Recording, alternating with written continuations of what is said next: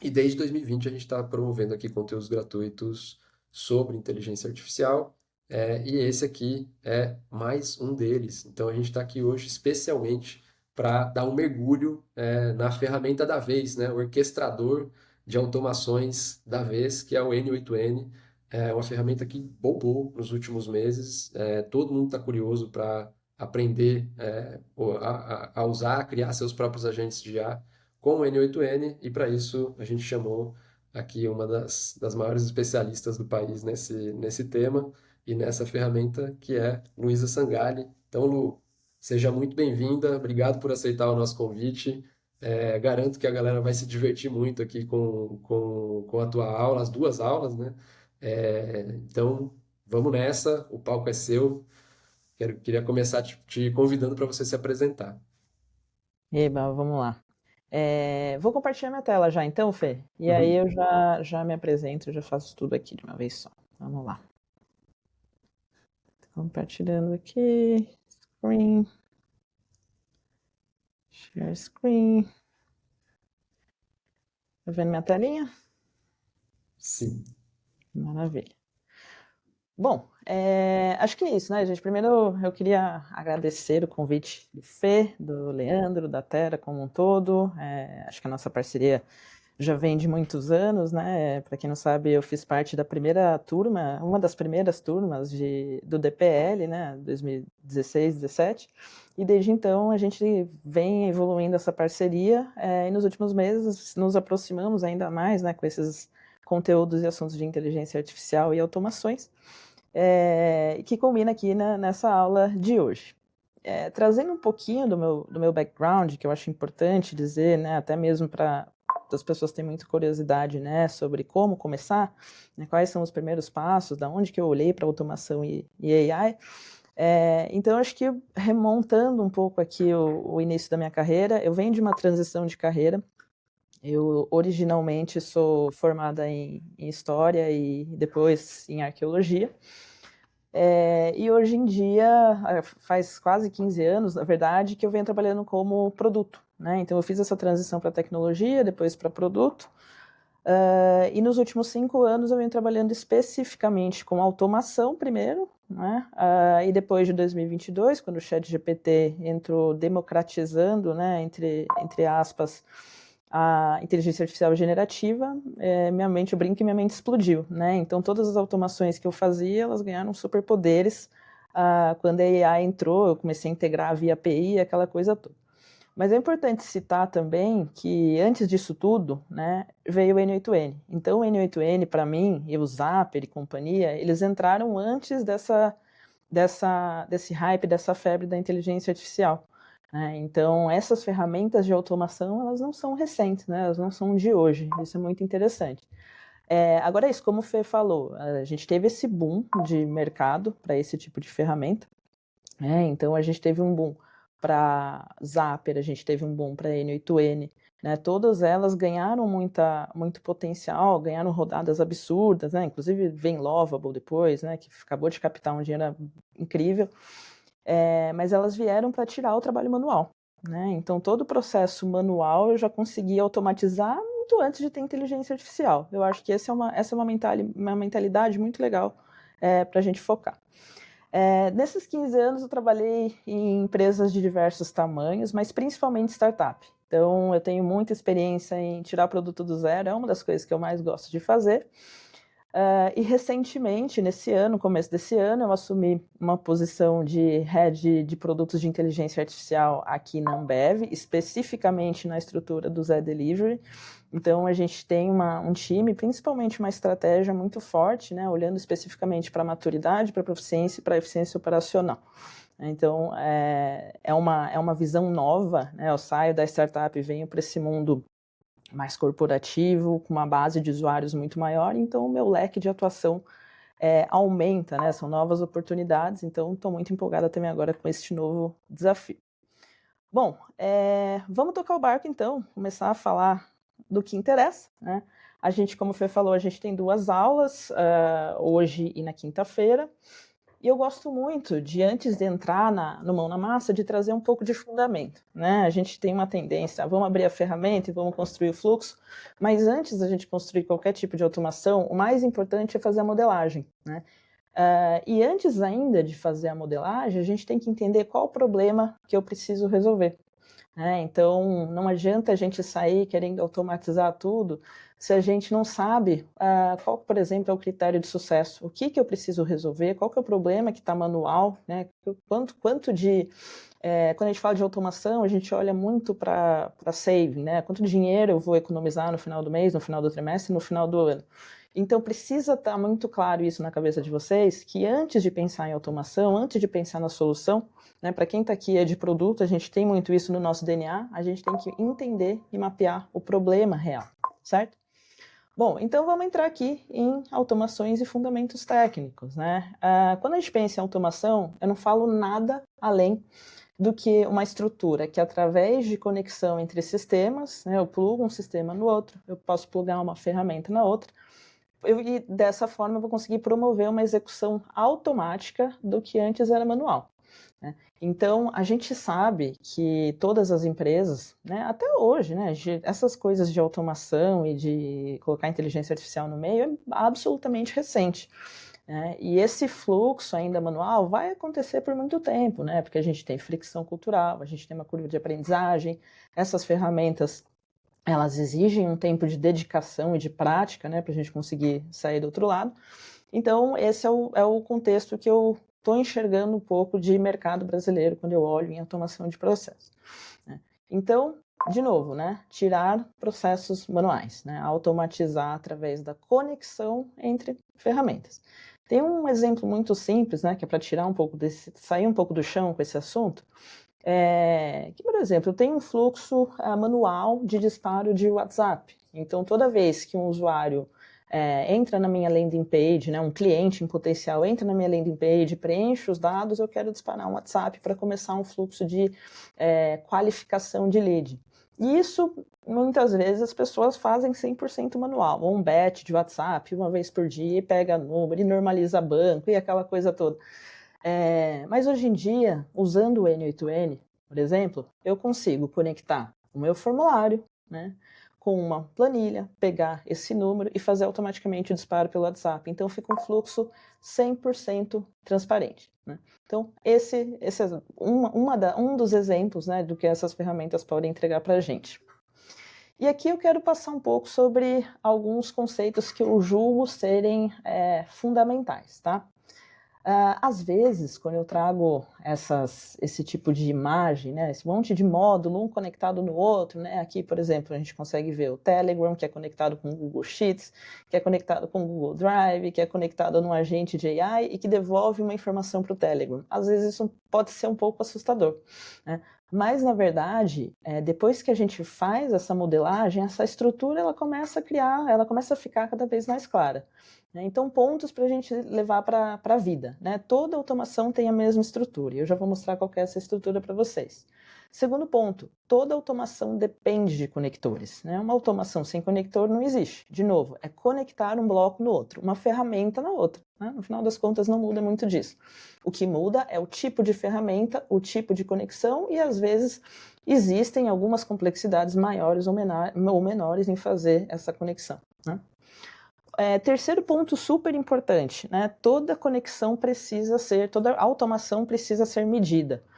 Mas se eu não medir, a automação não vai funcionar, vai quebrar? Não, ela vai funcionar.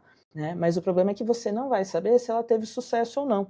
Então, lembra aquela história de primeiro identificar o problema? O meu problema aqui é que eu estou gastando 100 horas de trabalho, 100 horas mês da minha operação em trabalho manual que eu poderia direcionar para um pensamento, para uma visão mais estratégica. Maravilha, qual que então vai ser seu critério de sucesso para essa automação? Né? Então, o critério de sucesso vai ser ganhar 100 horas, tá certo? Então, é muito necessário, muito importante você conseguir ter esse tracking, né, das suas automações, de fato, tô entregando valor, né? Isso aqui está funcionando, então tenha métricas, tenha critério de sucesso bem definido. certo? E por fim, toda automação precisa ser monitorada, né? O que eu quero dizer com isso? Quando eu tenho um fluxo automatizado em produção, ou seja, que de fato as pessoas estão usando ali na vida real, não é mais um teste, como qualquer tipo de sistema, ele é vulnerável, né? E muitas vezes a gente gera bug, muitas vezes ele quebra. E isso pode ter danos significativos, né? Se você está falando de uma operação robusta, por exemplo, uma operação de atendimento. Estou falando numa operação de atendimento que atende 100 mil clientes por semana, ou às vezes num range menor de tempo, e eu decidi automatizar, fazer uma automação ali do atendimento, coloquei um bot que vai responder as dúvidas principais dos usuários, né, e vou conseguir diminuir o atendimento, fazer o transbordo para atendimento humano. Se essa automação quebra, você tem um impacto gigantesco, porque provavelmente a sua equipe não está preparada para receber o transbordo de atendimento, né? Então é necessário monitorar. Hoje em dia, inclusive isso a gente vai falar tanto a gente vai pincelar esse assunto na próxima aula de monitoramento, mas a gente vai entrar um pouco mais na profundidade no Pro, né, no curso Pro. Mas eu preciso entender por que se por algum motivo os módulos quebram, a integração normalmente é sempre o problema, né? E eu vou dar um exemplo clássico aqui. Eu fiz uma automação onde eu conecto a API de um LLM. O que é um LLM? Um modelo de inteligência artificial generativa, né? O Large Language Model. E aqui eu vou dar o exemplo do GPT, né? E isso acontece com mais frequência do que deveria, né? Então, às vezes, eu estourei o meu limite de crédito, não monitorei, isso é um erro grave, né? Então eu preciso ser o tempo inteiro notificada de que eu estou tendo um problema. Como que eu costumo trabalhar, né? Eu tenho num histórico de vida, um costume de trabalhar sempre com Slack, e nas empresas que eu passo também, tenho essa sorte.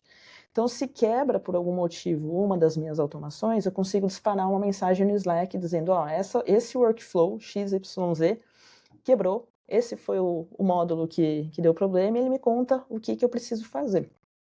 Então, isso é 100% muito importante.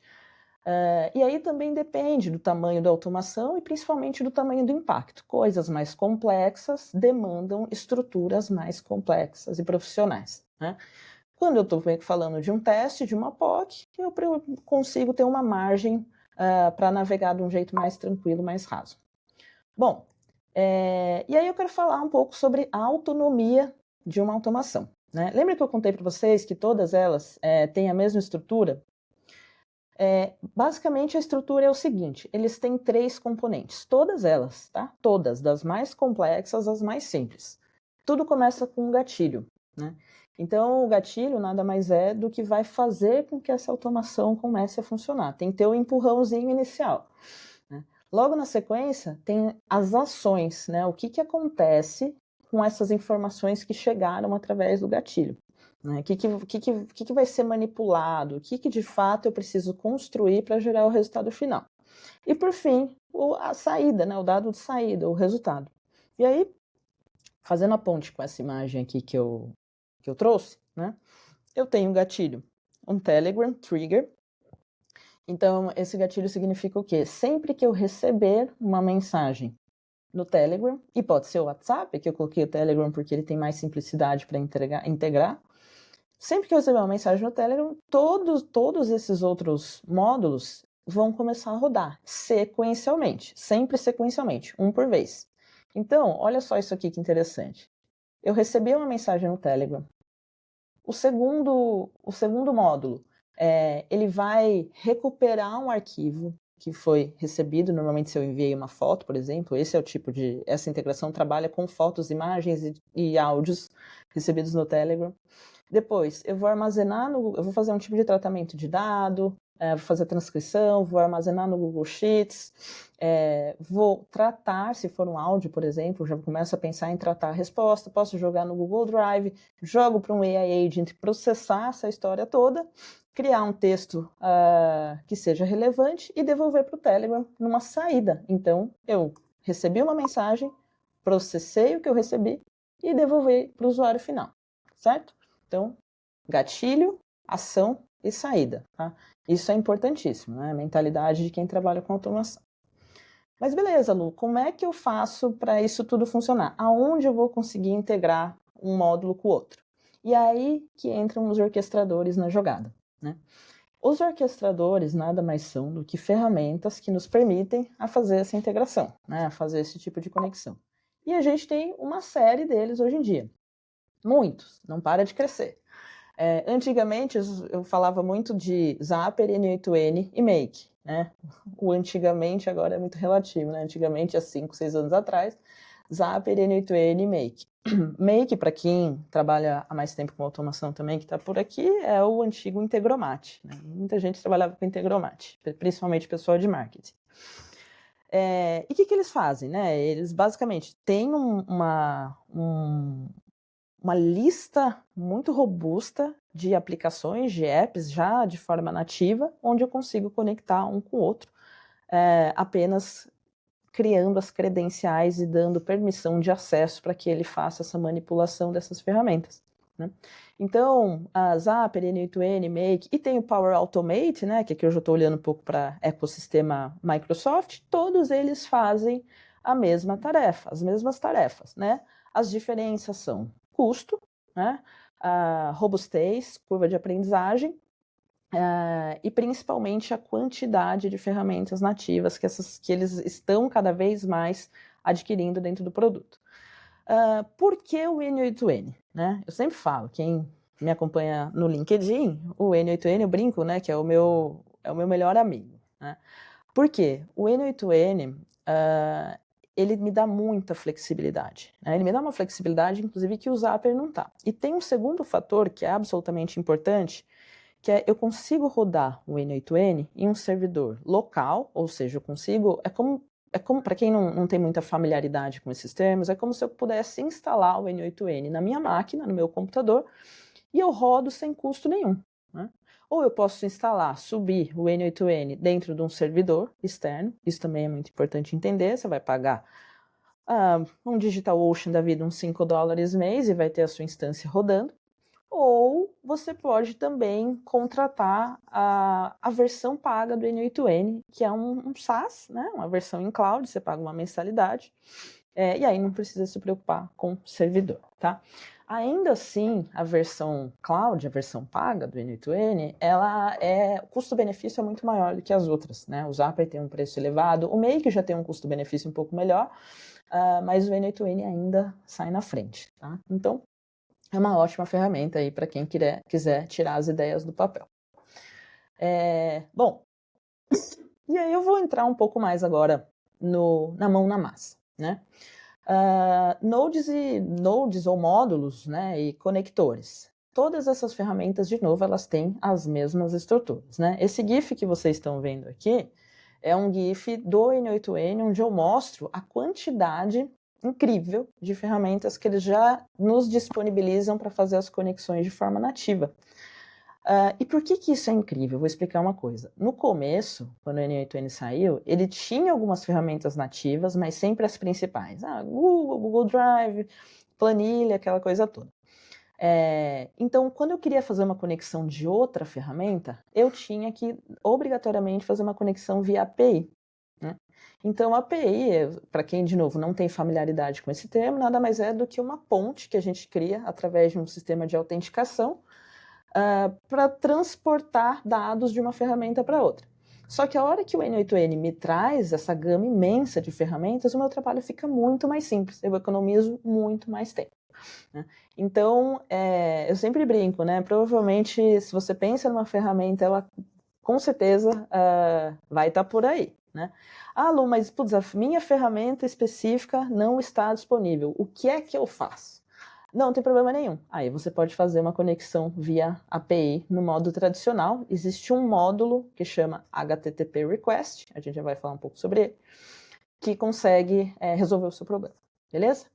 Então, módulos e conectores são os aplicativos que vão me ajudar, né, em rede nessa orquestração a resolver meu problema manual. E aqui eu tenho os apps, eu tenho módulos de inteligência artificial, que todo mundo quer ver, né? Que é o GPT, os agentes de AI, né? O N8N foi a primeira ferramenta de orquestração a trazer de forma nativa uma funcionalidade de agente de AI. Né? E os controles de fluxo, né? Então, por exemplo, eu consigo trazer fluxos condicionais dentro da minha automação. Um exemplo clássico, if-else, né? Ou switch case, para quem é mais técnico. O que o if-else faz? Se o meu dado atender tal condição, faça uma coisa, senão você vai fazer outra. Então, esse tipo de controle e flexibilidade que o N8N me dá, que eu particularmente gosto bastante. E os apps, né, como eu já disse, cada orquestrador tem uma quantidade nativa de apps. O Zapier, por exemplo, é o que mais tem. Eles têm mais de 8.000 conexões. O N8N acho que está beirando as 1.000, mas, de novo, a gente pode fazer qualquer tipo de integração manual com módulos de ou webhook ou HTTP request. Todo app que possui uma API disponível, acessível, pode ser conectado. Né? Então, essa também é uma premissa básica.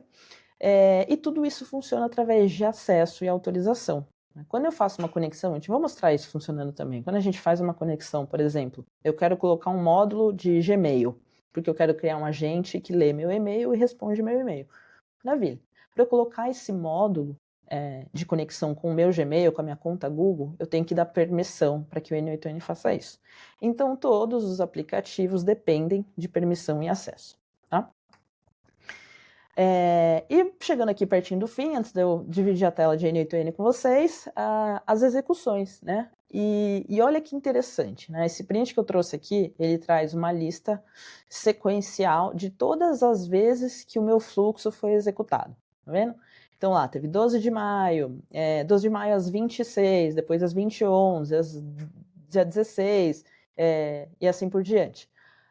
E olha só que interessante, ele me traz, inclusive, todas as execuções que deram erro. Né? Como eu disse para vocês, é muito comum. Né? Muitas vezes você vai rodar a sua automação e ela vai dar erro. Então, o importante é começar a ter essa mentalidade de entender, né? Quanto mais você usa, é muito legal isso, quanto mais você usa, mais familiarizado você vai ficar com esses erros e rapidamente você vai conseguir resolver. Tá? Então, abriu lá, entende qual que é o erro, ele dá feedbacks muito, muito assertivos também em relação ao que está errado ali, qual foi a configuração que quebrou. Então, também recomendo ficar sempre de olho. Isso casa muito com aquela questão que eu disse sobre o monitoramento. Não tem que monitorar, trazer bug, beleza, eu posso ser notificada. Mas é muito importante também que você saiba, isso aqui é uma parte crucial para troubleshooting, né? Então, como que eu vou rastrear? Rastreabilidade é super importante nesse processo. Como é que eu vou rastrear todo esse processo para entender onde errou? Vai lá e clica em execuções, tá certo? Bom, vamos para a mão na massa, né? Hoje eu trouxe um desafio interessante, eu trouxe um problema clássico, que eu tenho certeza que muitos de vocês aqui, isso vale para todas as áreas, né? Não é uma coisa que fica fechada em produto e em tecnologia. E a gente vai precisar para fazer isto rodar, uma conta no N8N. Então, não tem conta no N8N, vai lá, cria uma conta de graça, você tem 14 dias para brincar, né? Se gostar, pode assinar ou pode baixar numa instância local sem custo. E a gente vai precisar também de uma chave de API para uma LLM de sua preferência. E aqui eu trouxe 3 opções, né? Tem a opção do GPT, se acessa platform.openai.com, tem do Cloud, né, console.anthropic.com, né, OpenAI é a empresa que criou o ChatGPT, o modelo GPT, Anthropic Cloud, e existe uma terceira opção ainda que eu gosto muito, que é o OpenRouter. Né? O OpenRouter.ai nada mais é do que um hub de modelos. Então, a partir do momento em que eu assino o OpenRouter, eu pago uma mensalidade, eu consigo escolher, através de uma mesma chave, qual que é o modelo que eu vou usar. Tá? Então, isso aqui eu gosto muito, acho fenomenal. Bueno, então hoje eu vou usar especificamente o GPT, né, que é um modelo que eu já sou mais acostumada a usar. O Cloud tem resultados incríveis, né, mas hoje aqui na aula a gente vai usar o GPT. E aqui eu trouxe já uma tela, né, o Connection Tested Successfully, que é como que eu faço essa conexão. Né? Então eu pego a chave da API, colo aqui no campinho, né, no input, e ele automaticamente vai testar a minha conexão e vai liberar com que os agentes ou os modelos que eu tenha rodando dentro da minha automação funcionem. Bom, agora vamos mudar de aba, né? Eu quero mergulhar no problema. né? Lembra que eu falei para vocês que antes de qualquer coisa, a gente precisa modelar? Isso aqui é para tirar print, tá? Isso aqui é modelagem, é um dos processos mais importantes desse fluxo de automação. E aqui eu trouxe um problema, né? O problema que eu quero resolver é fazer análise competitiva de forma trazendo mais qualidade e mais eficiência para o meu fluxo, tá?